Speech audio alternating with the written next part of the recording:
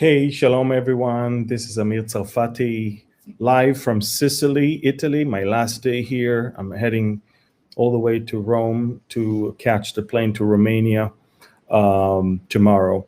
But I just wanted to update you about three important things. Okay, so watch this. First of all, the Ukrainian president last night tweeted that NATO has agreed to receive Ukraine as a member. I don't know if you understand, this is a game changer. This is part of the Soviet blockade that is now declaring to be part of NATO. Now, this is something that Vladimir Putin will not live with. You understand that? So it's one thing to fight with the Ukraine, which is very weak, but it's another thing to have Ukraine getting the resources of NATO. That's a game changer. I wonder what Putin is going to do in response. That might explain also some very interesting things that are going on in the area of Hawaii, which I'm not allowed to speak on, but trust me, there's a lot of action going on there. Now, second thing, Iran just announced that they already acquired 108 kilograms of uranium, 20% enriched. Now, this is not just an announcement for nothing. First of all, they want the negotiating team in Vienna to already put it on the table. That's how much we already have. But in reality, Iran is always playing that deception. This is what they have, besides what they already enriched beyond 60%. Iran technically has enough enriched uranium for 3 bombs already. If nothing is going to be done in the next month or so, Iran will be nuclear. Everybody knows that. This is why they think that the nuclear deal will help, which obviously so far it only helped to cover up their actions, nothing else. So I just told you about why Russia is very angry. Iran is becoming nuclear soon if nobody's doing anything. Let's talk about Turkey for a few seconds. Yesterday, the American president in a NATO meeting looked confused and forgetful.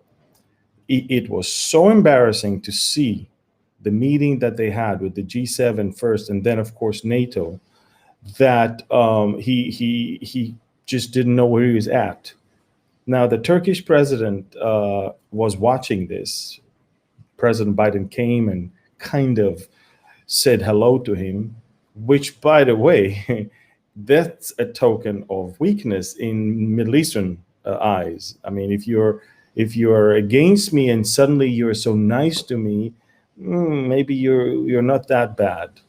But the thing is that the way the US president handled himself over the past 24 hours in front of NATO leaders, the G7, probably caused Turkey to say, okay, well, we're deaf Russia on this one.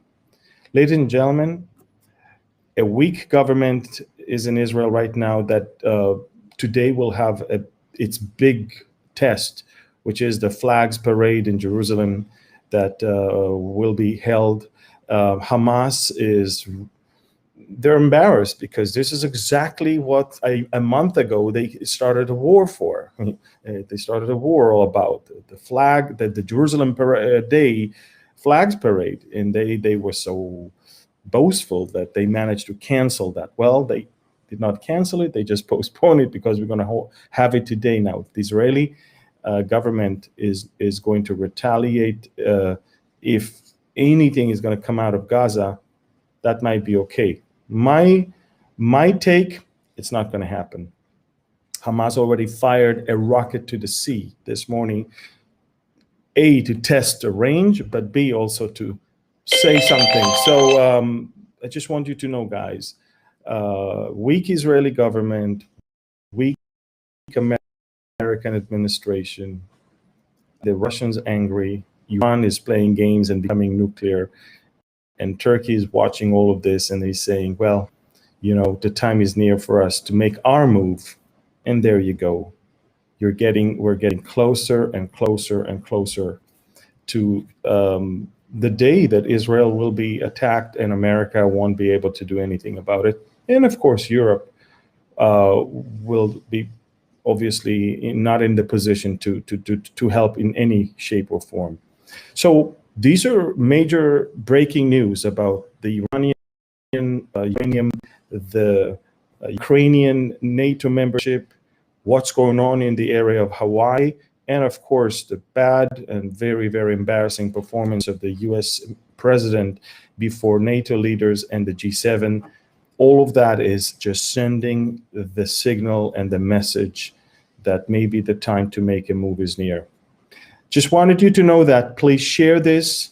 And we'll talk more on Friday from Timișoara, Romania, and I'll give you a more comprehensive Middle East update, which by then will include also how the new Israeli government is handling everything with Hamas and other threats from all around.